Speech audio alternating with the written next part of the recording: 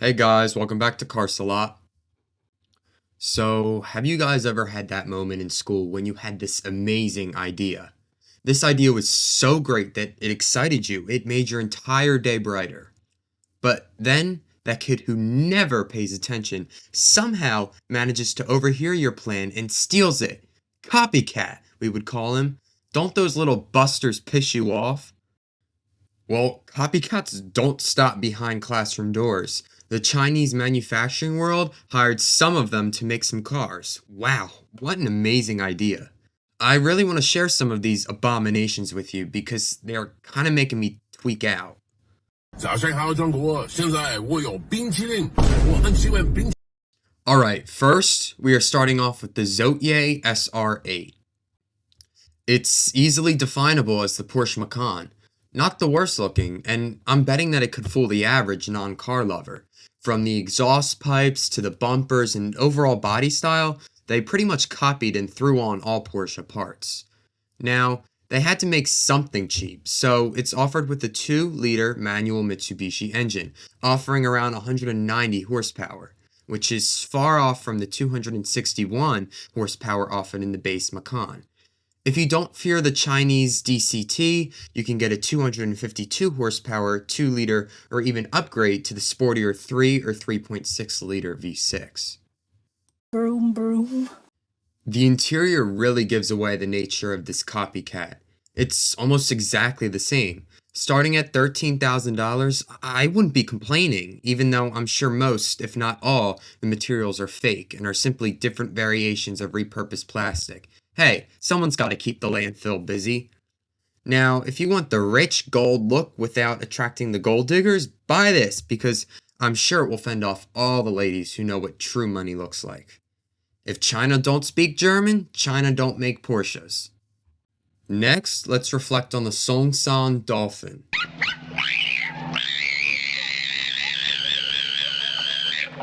Upon showing off their new Dolphin in 2020, Songsan's name grew in popularity by repeating the past. They literally did this, ripping the 60s out of our timeline and throwing them back at the public in this disaster, or should I say masterpiece. It's a very nice design, which we all know because Chevy already used their own creativity to produce it. Anyway, modeled on the 1958 Chevrolet C1 Corvette, Songsan included the best of updated features in their model, which included an interior screen, full LED lights, and I could go on and on. Your mouth is moving a lot like a rat. Yappa, yappa, yappa, yappa. Now, I think Elon Musk must have been a part of this because this Corvette is no longer a real Corvette. It's a hybrid. Yeah, I'm not liking it either. Pairing a 1.5-liter engine with an obnoxious electric motor, it sends a driver hurling to 60 miles per hour in 4.9 seconds, which isn't bad for something that has that Made in China logo. At the time, at a laughable price of $160,000, they advertised the car with Brad Pitt, George Clooney, and Tom Cruise all sitting behind the wheel. Oh, and real quick, the logo? Yeah, that's what I thought. Alright, now, the most unique has to be the Beijing Auto BJ80. The Mercedes G63 6x6 was a limited time, unique, extra axle truck. This extra axle and pair of wheels were not difficult for China to recreate. Instead of the 536 horsepower twin-turbo V8 found in the real deal, Beijing offered a sub 2.3-liter 4-cylinder engine that Beijing bought the rights to from GM in 2009. What the fuck is going on in here on this day? At least they had rights to something. But if they did it once, why couldn't they do it for every part they slapped on this big-ass truck? I got a laugh out of the placement of the tow hook. The problem is, it probably can't actually tow. Shit. What happened? This fucking... Next, we have the Hunked Cantissi. No, not that kind of hunked. The Hunked Cantissi, a shameful yet rather attractive ripoff of the Range Rover, has been on sale since April of 2020. British luxury with a cup of tea, you say? Nope, more like a Made in China tag that won't come off. From the slim headlights to the prominent grille, you can tell they learned something from Britain, but the back definitely has a bit more distinction, I guess.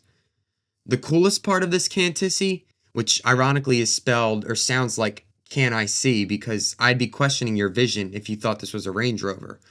But as I was saying, the steering wheel, they actually did something of their own here. The curved spoke adds a nice little touch. The Cantissi is powered by a 2-liter turbocharged 4-cylinder, putting out around 218 horsepower. Embarrassing.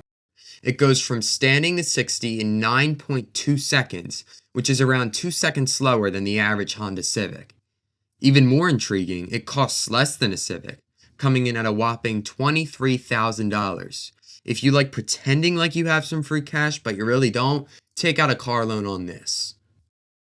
The Great Wall Motors Aura Ballet Cat comes in with a bang. Marketed to women and only women, the Aura Ballet Cat, yeah, that's the real name, was advertised to be one of the most important electric cars in the Chinese market.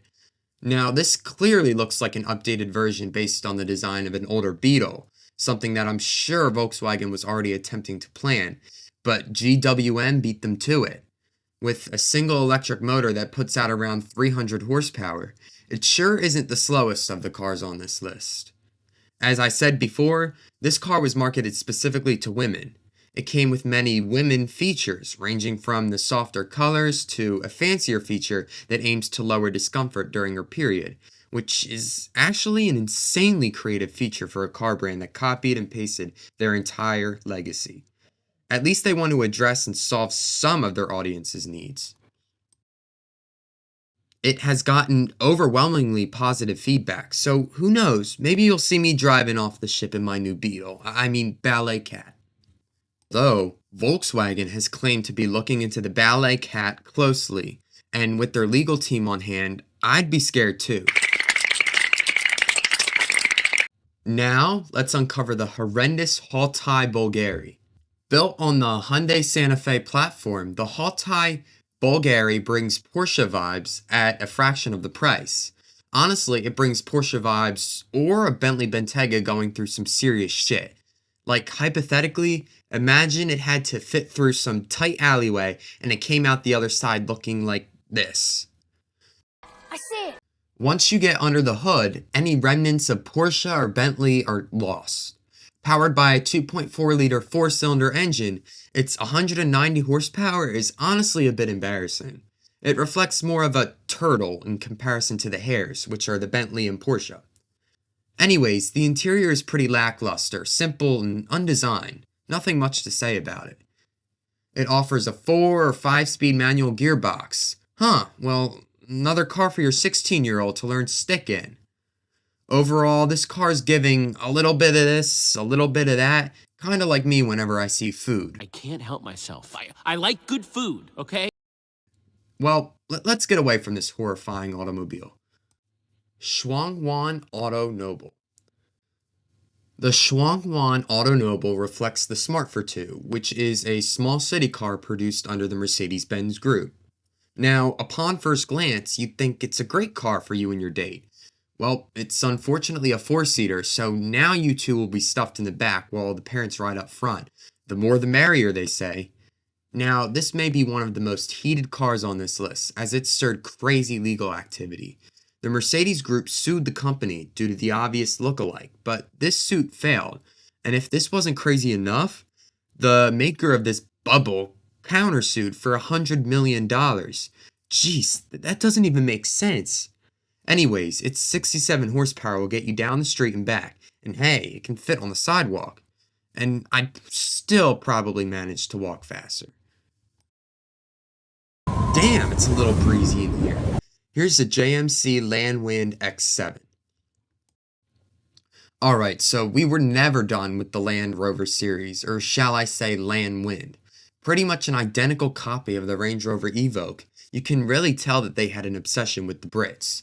Anyways, yet again, this was powered by a 2-liter engine. Cheapos. This copy was released in 2015, although it is now obsolete, with the company's website down and few of the cars left to tell its story, or Range Rover's story, just put in different words. And last but not least, the Suzhou Eagle Carry. Well, this one is my favorite by far.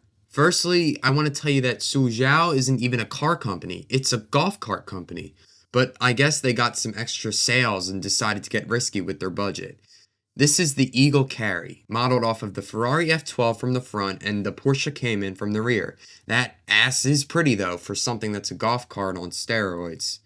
This car has little information on it, but with Ferrari and Porsche's legal teams on their ass, I'm sure their timbers were shivering and they stopped advertising it. Hey, the cheap plastic and the 70-mile-per-hour top speed aren't fooling anyone.